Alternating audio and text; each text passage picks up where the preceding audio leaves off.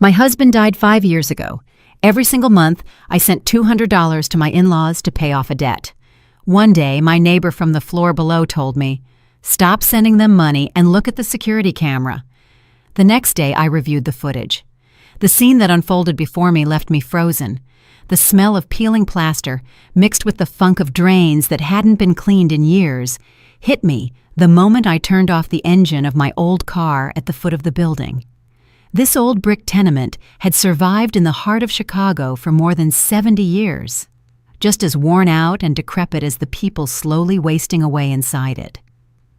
I locked my burgundy sedan near the corner, right where a patch of red paint marked the spot it had occupied for the last 5 years.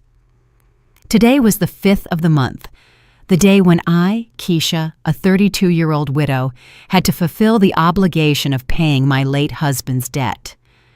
5 floors, no elevator. I adjusted my purse.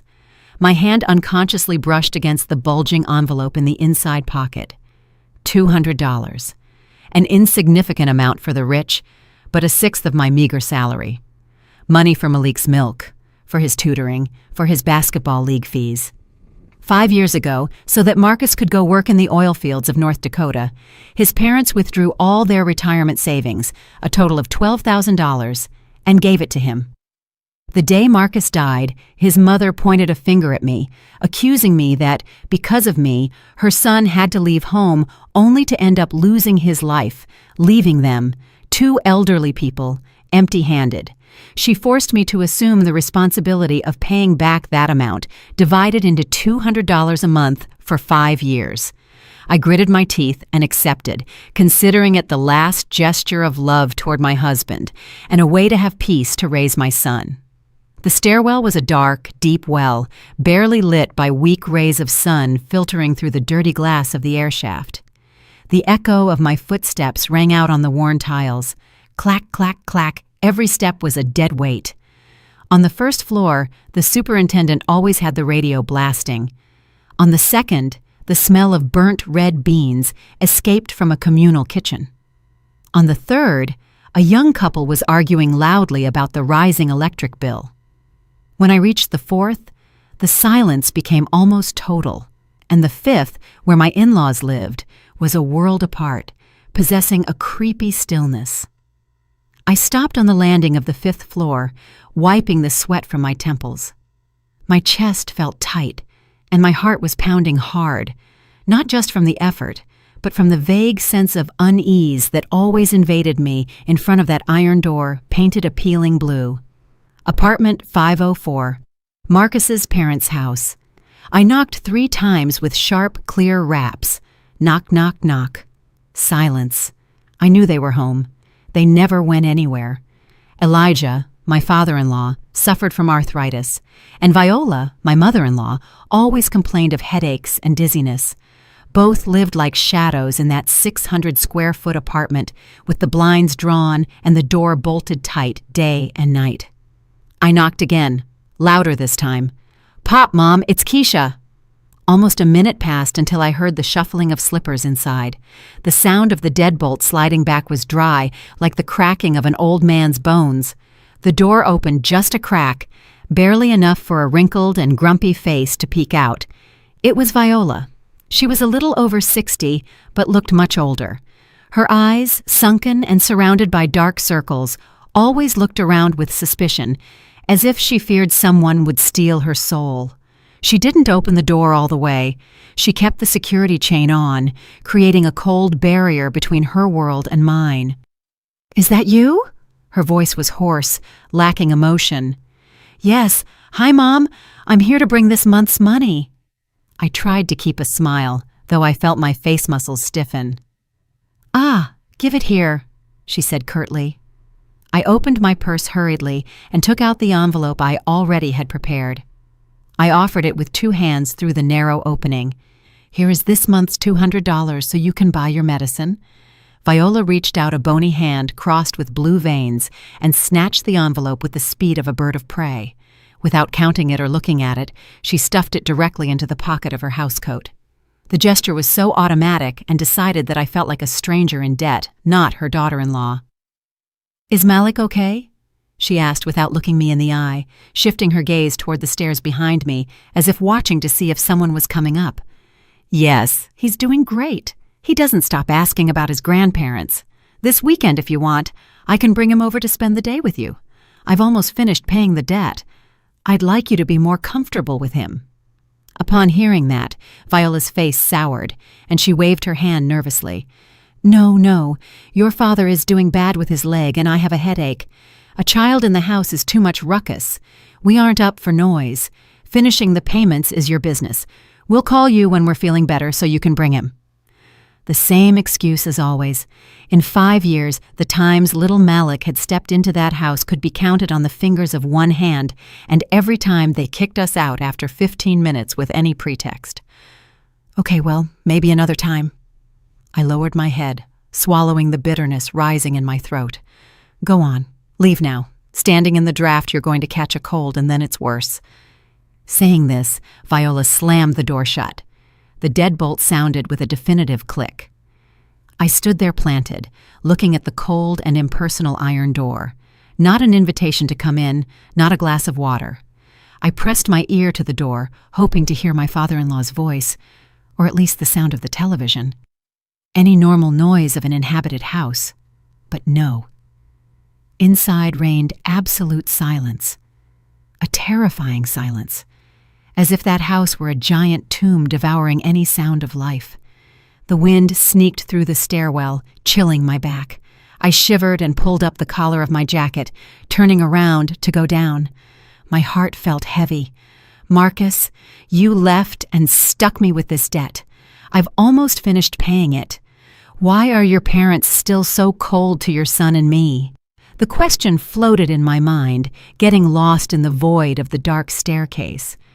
I didn't know that in the precise instant I turned around, a pair of eyes was watching me through the cracked blind, a look that wasn't that of an old man, but one sharp and calculating.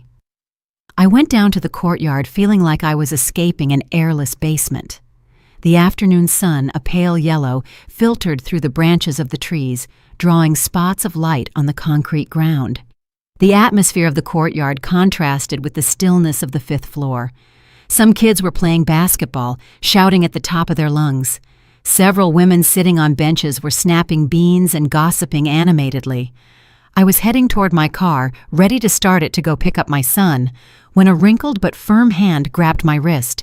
"Keisha, is that you, baby?" I turned, startled. It was Miss Hattie. She had been the president of the tenant association back in the day, and although she was retired, she kept that air of authority and the taste for knowing everything. She was sitting on a stone bench, fanning herself with a piece of cardboard, and looking at me intently with narrowed eyes. "Yes, hi, Miss Hattie. Enjoying the breeze?" I greeted her politely.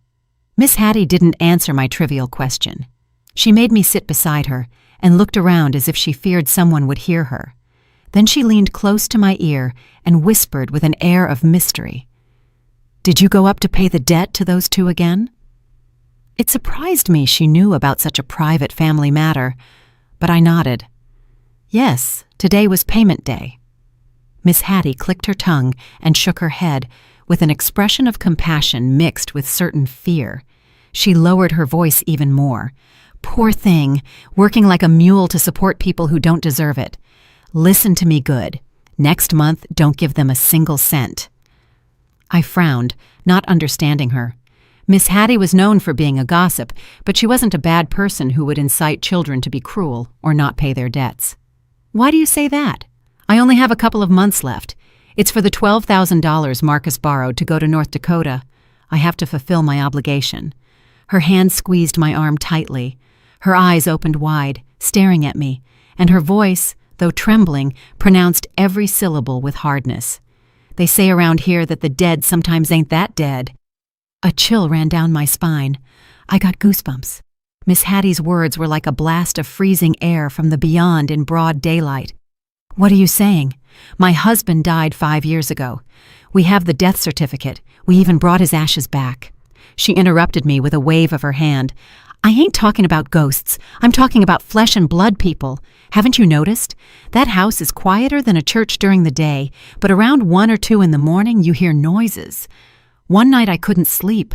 I went out on my balcony to smoke a cigarette and saw the shadow of a man going up to the 5th floor. The way he walked looked real familiar to me. Real familiar. My heart started to beat hard. Yes, that way of limping with the shoulder dropped a little, just like Marcus after he broke his leg in that motorcycle accident. And the strangest thing is that whenever you come to bring the money, that same night or the next, that shadow appears. I stood paralyzed, my mind blank. Marcus died in a work accident in North Dakota. A representative from the contracting company brought us the urn with his ashes. Surely you're mistaken. Your eyesight isn't what it used to be. I tried to find a logical explanation, but my own voice was trembling. Miss Hattie shot me a sharp look. I'm old, but I ain't senile. Besides, I saw him. He was wearing a cap pulled down to his eyebrows and a face mask. If he was a thief, he'd be lurking around.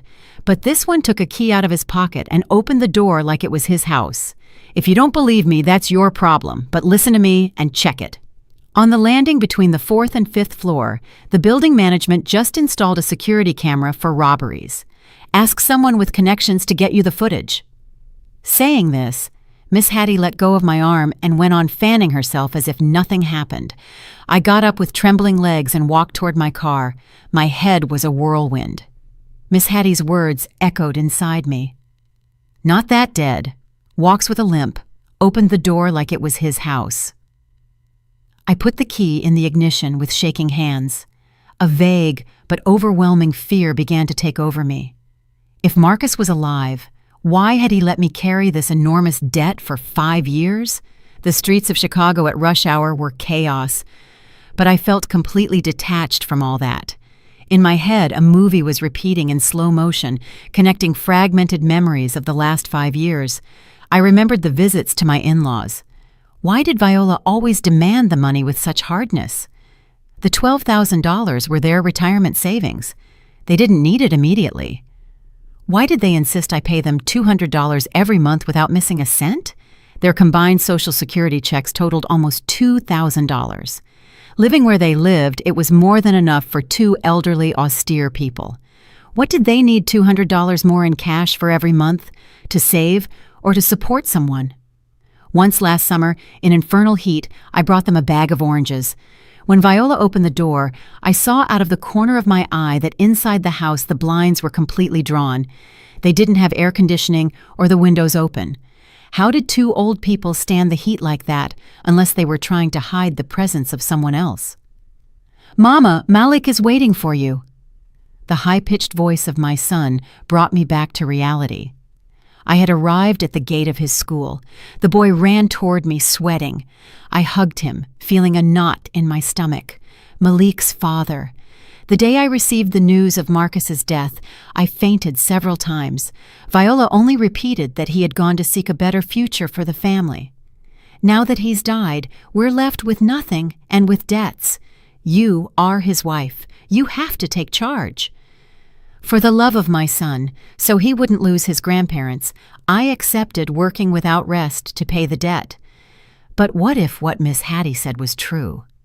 The idea made me swerve, almost crashing into a car coming in the opposite direction. "Mama, are you okay?" asked Malik, scared. "Yes, baby, it's nothing. I'm just a little tired." When we got home, after making dinner and putting my son to bed, I sat in front of the computer. The screen glowed, but I couldn't concentrate. I opened a drawer and took out my budget notebook. The line, "Pay debt, grandparents, $12,000, was circled in red. I had paid for 58 months. Only 2 were left. If Marcus was alive, it meant I wasn't paying a debt, but that they were scamming me. I remembered the detail of the limp. Marcus had broken his left ankle in a motorcycle accident in 2018. Suspicion, like acid, began to corrode my trust. I needed proof. I grabbed the phone and looked for a name in my contacts. Dante was a cousin of mine, a young computer genius. "Keisha, what's going on calling me at this hour?" "Dante, are you busy? I need a favor." "Tell me, cuz." "It's something delicate. Do you know anyone who manages the cameras in the building where my in-laws live?" There was a silence on the other end. "The one on the south side? I got a friend in the security company that installed them. Why? Did something get stolen? Yes, something like that. I think I dropped my wallet on the stairs. Is there any way you can get me the files from the camera on the stairs between the 4th and 5th floor for the last 3 months? I'll ask tomorrow and let you know. Please, Dante, it's very important. I hung up with my palms soaked in sweat. The arrow had already left the bow. I had just started my search for the truth. The next afternoon, I met Dante on the patio of a hidden coffee shop down a side street. He arrived on time and pulled a laptop out of his backpack. Keisha, what's wrong with you? You're so tense. You look bad. He looked at me with concern. I forced a smile. How's it going? Did you get anything? Dante nodded. You got lucky. The system saves everything to the cloud.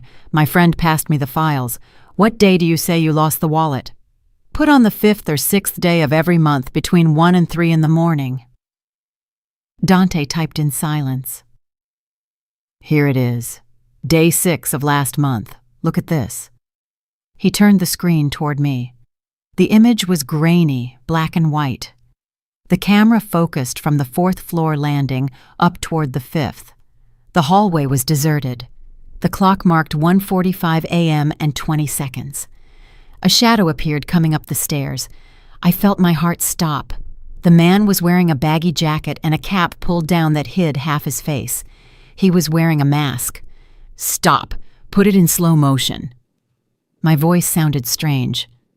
Dante pressed a key. The man climbed the steps, first the right foot, then he dragged the left with a slight limp. His left shoulder dipped a little when he put weight on that leg. That walk. I covered my mouth to suppress a sob. It was unmistakable. It was Marcus. I stared at the screen. The man arrived at door 504. He didn't knock. He put his hand in his pocket, took out a ring of keys, chose one with skill, and inserted it into the lock. Click. The door opened. He slid inside and closed it very carefully. Do you recognize someone? Asked Dante with caution. Put on the previous month. Dante obeyed. The 6th day of the previous month, at the same time, the same person, the same stealth, and the same ease opening the door. I watched the 3 videos of the last 3 months in a row. The pattern didn't change. The night after I handed over the money, he appeared. Suddenly I felt nausea. Who had I been paying for 5 years? I was paying the very man who was hiding there, who had cruelly allowed his wife and son to suffer for a fake debt. Dante, copy all this onto a USB for me and not a word to anyone, please. Dante saw the seriousness in my face and nodded. Relax, I won't say anything. I grabbed the USB, squeezing it in my hand. This was huge, bigger than if the sky fell. I got up and ran out of the shop.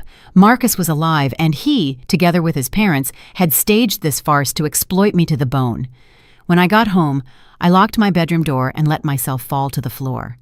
The laptop played the video over and over again. I remembered the jacket he was wearing. It was one I myself had given him before he went to North Dakota. Marcus wasn't dead. Why fake his own death? Why use the excuse of a debt to force me to pay? I remembered the day we received the terrible news. My in-laws wept inconsolably, but right after the funeral service, they brought up the supposed debt. Daughter, Marcus left for this family. Now that he isn't here, we are old and have no income. The $12,000 we gave him is lost. Let's see how we fix this. They appealed to my compassion and my sense of responsibility.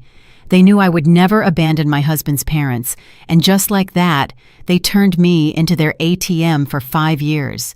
The pain was transforming into anger, a rage that burned slowly. Almost $14,000 counting interest and gifts. It was my sweat, my tears. I had saved every penny to support the ghost of my husband and his 2 accomplices.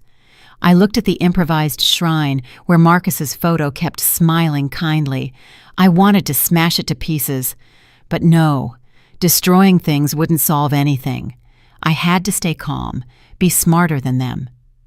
You've played your role as a dead man very well, Marcus, I whispered. Well, now let me play the naive wife a little longer, but this time the director of the play will be me. I opened a drawer and took out a notebook. I started to trace a plan. Step 1. Confirm the identity of the man in the video. Step 2. Investigate the real financial situation of Marcus and his family. Step 3.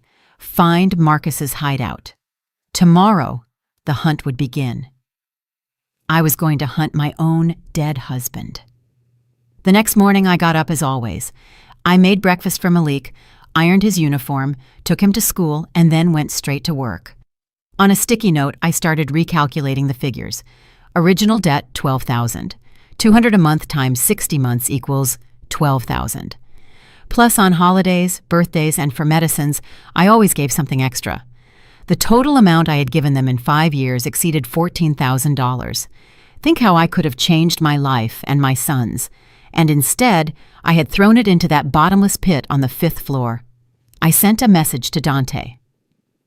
Investigate if there are strange movements in my father-in-law's bank account. I suspect the money I give them isn't used to live or pay any debt. Dante replied, That's complicated because of data protection, but I can try indirectly. Give me some time. I put the phone away. I needed to get closer. An idea crossed my mind. If he came back home to collect the money I had just delivered, did he need it for something, or did he live off it? That afternoon, I left work early and went by my in-laws' building. I parked the car and sat on a bench pretending to rest. Well, look who it is, Keisha. A shrill voice called me. It was Mrs. Jenkins, the neighbor from the 4th floor. Hi, Mrs. Jenkins. I was passing by and came up to see how the grandparents were doing. Mrs. Jenkins sat next to me. You're so good, child, paying your husband's debt for so long. By the way, are they okay lately? It's just that every night I hear a tremendous ruckus upstairs. Ruckus? What kind of ruckus? Well, that at late hours of the night I hear strong footsteps on the ceiling like a young man, and sometimes I hear the toilet flush at 2 or 3 in the morning. My heart sped up. Must be my father-in-law. With the pain in his leg, he walks more clumsily, I improvised. Mrs. Jenkins made a face. Pain in the leg, my foot. And another strange thing. Those two are stingier than anyone, always complaining they were left without money because of what happened to your husband. But lately, every night, I see your mother-in-law go down with a huge black trash bag. The other day, out of curiosity, I looked and saw pizza boxes and beer cans peeking out. What are 2 old folks doing eating those things? I stood there stone-faced. Pizza boxes, beer cans, those were Marcus's favorite things. And you didn't ask her? Of course I asked her. She told me they were offerings she put out for the deceased. What an excuse. Who puts out so many offerings? Mrs. Jenkins' story was a crucial piece of the puzzle. Marcus not only went to the house for money, but he probably lived there, spending the money I earned with the sweat of my brow. 2 days later, I decided to act. I went to a department store and bought a high-end foot massager. I chose 8 o'clock at night for my visit. I climbed the 5 floors carrying the bulky box. In front of door 504, I sharpened my hearing. Inside, the television and voices could be heard. Eat, son. Eat while it's hot. Your wife just brought the month's money, so spend without fear. It was Viola's voice. Relax, Ma. I got it all under control. When I finish getting paid off, I'll disappear for a while. That fool wife of mine believed it all. She hasn't missed a single month. That voice. I froze. A deep voice, slightly raspy. It was Marcus's voice. My blood boiled. I wanted to kick down the door and enter, but reason stopped me. I knocked. Knock, knock, knock. The voices ceased immediately. Who is it? Asked my father-in-law from inside. Pop, it's Keisha. I brought you a foot massage machine. A good while passed until I heard the shuffling of slippers. The door opened a crack. This time, it was Elijah blocking the entrance. At this hour, daughter. Why didn't you call? I got off work, passed by Macy's, and saw this machine that works great for your arthritis. Elijah stepped in my path. No, leave it there. The house is very messy. I'm not a stranger, Pop. Besides, I wanted to come in to light a candle for Marcus. My father-in-law's face fell apart. What nonsense are you saying? Go on, go home. Just at that moment, from the back bedroom, a cough was heard, a dry, short cough of a man. My father-in-law jumped. "Your mother is with the cough again. Go now, go on." He snatched the box from my hands and slammed the door shut. I was left alone in the hallway. That cough wasn't Viola's. Marcus's presence in that house was confirmed. The next morning, I received a call from Dante. "Keisha, I found something interesting." I went to see him. He showed me an Excel file on his laptop. I checked the transaction history. The pension checks arrive punctually every month, but they haven't withdrawn a single dollar in years. They have tens of thousands of dollars accumulated. "They don't withdraw money?" I asked, astonished. "Nothing, only deposits." "Then what do they live on?" "The pizza, the beer, the things Mrs. Jenkins says she sees, all that costs money." "Cash," I said out loud. "Apart from my money, someone else has to be giving them cash." "Exactly, and that person can only be Marcus. He doesn't make transfers so as not to leave a digital trail. He brings them the money in hand when he goes sneaking in at night, so they aren't needy. They have a fortune that their son gives them, and even so, they've been squeezing you to the last cent." I clenched my fists. This truth was even crueler than if they were poor. They were rich thanks to their son's dirty money, but their greed led them to steal the sweat of my brow. "I suspect Marcus is involved in something illegal. The money he makes isn't small. Can you find out what he's doing?" "That's harder, but I'll try to follow the trail through his old contacts." "Thanks, Dante." Marcus was hiding somewhere, involved in shady business, and using his parents and a fake debt to exploit his own family out of pure greed. Leaving Dante, I passed by a print shop. I was still missing one piece: Marcus's death. I remembered the day we received the urn. The representative, a guy named Mr. Tate, said Marcus had had an accident and they had to cremate him urgently. The family couldn't go to North Dakota to identify the body. My in-laws agreed, saying it was better for their son to rest in peace. I decided to call Mr. Tate. "Hello?" "Hi, Mr. Tate. This is Keisha, Marcus's wife." "Ah, hello, Keisha. How can I help you?" "I'm processing the widow's pension, and the insurance company is asking me for the original forensic report and the death certificate from the state. Could you help me get them?" "Oof, that's very difficult. 5 years have passed. Those papers don't exist anymore. Besides, at the time, everything was done via humanitarian channels. The documentation was very basic." Mr. Tate stuttered, "Please try. I'll compensate you for the trouble." "Well, I'll see what I can do." Mr. Tate hung up hurriedly. His attitude confirmed my suspicions. He had surely collaborated in the falsification of the documents. I looked south, toward the rural town in Indiana where Marcus's family was from. The urn with his ashes was in the family plot. I had to open that urn. I called my mother-in-law. "Mom, this weekend I want to take Malik to the country to put flowers on his father. I've already paid the whole debt, and I want to go give thanks." "It's a very long trip. What are you going for?" said Viola curtly. "I can't help it, Mom. Last night I dreamed of Marcus and he asked me to. I'm very worried." Old folks tend to be superstitious. "All right. Go if you want, but go and come back quick." "Yes, I know." I hung up. The trip to Indiana would be the key. In that cold ceramic urn, the whole truth would be revealed. "Marcus, you hide from your debts. You make your wife pay them for you, but you won't be able to escape justice." That weekend, under an intense yellow Midwestern sun, I took Malik in my old car down a highway that wound between cornfields. We left at dawn to reach the town before noon. Malik was excited. He wouldn't stop talking, asking about the tractors, about the grandparents he never knew. My son's innocent laughter was like knife stabs in my heart. The purer he was, the heavier the guilt of the adults. I didn't dare tell him the true purpose of our trip. For him, it was a visit to his father's town. For me, it was the trip to find the evidence that would unmask his cruel father. When we arrived in town, several relatives received us warmly. My uncle-in-law, the one who took care of the cemetery, came out to help us with the bags. "What a joy, Keisha. It's been so long. Malik is growing into a little man. He's just like his father." That innocent comment hurt me. just like the man who was hiding, the one who in 5 years hadn't sent him even a piece of candy.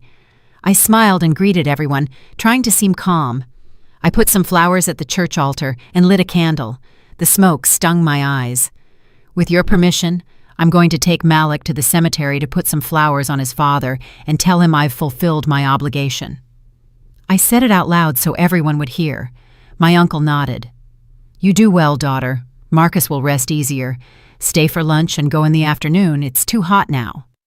No thanks, Uncle. I prefer to go now. In the afternoon, we have to go back to Chicago, so the boy can go to school tomorrow. I rejected his offer. I had to execute my plan at noon, when everyone was eating. I took Malik by the hand, and we went to the cemetery located at the end of town. The sun beat down, but I didn't feel the heat. In my purse, besides the flowers, I carried a small hammer, a screwdriver, and a micro camera with a charged battery. The town cemetery was silent under the shade of the trees. The graves were clean and orderly.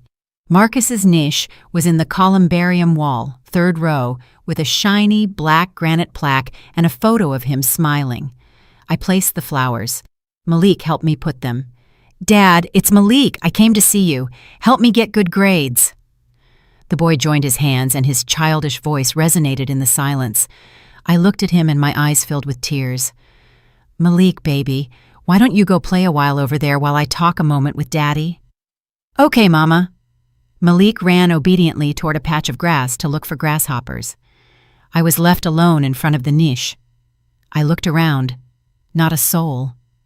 At that hour, the whole town was home. I breathed deep to calm myself. With trembling hands, I turned on the micro camera I had hidden in the lapel of my jacket. I had to record the whole process as proof. I approached the niche. The urn was behind a small glass door, locked with a key. My uncle had given me a copy the day of the burial in case I wanted to clean it sometime. He never imagined that key would open the door to such a raw truth. I put the key in the lock. The click sounded dry and metallic. The little glass door opened. The earth-brown ceramic urn appeared before me. Engraved on it was the name Marcus Gaines. And the dates. I picked it up with my hands. It was cold, not the cold of death, but the cold of a lie. I put it on the ground and took out the hammer and screwdriver. The lid was sealed with silicone. I had to pry carefully not to break it. Sweat ran down my forehead. My heart beat with the force of a drum. If someone appeared at that moment, they would take me for a crazy grave robber.